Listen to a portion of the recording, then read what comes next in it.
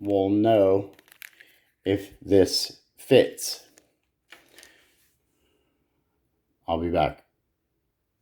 So, and that is a no on the 11mm pinch roller. It will not fit. It's too tight. Okay.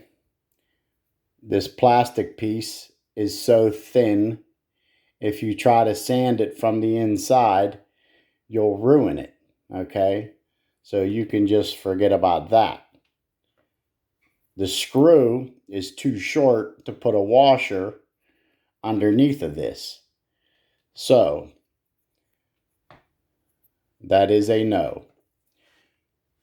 The 10mm will have to go back on.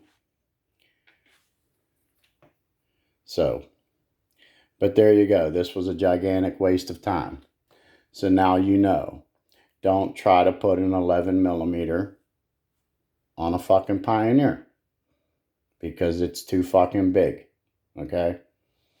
So, this one has to go back on and then back together.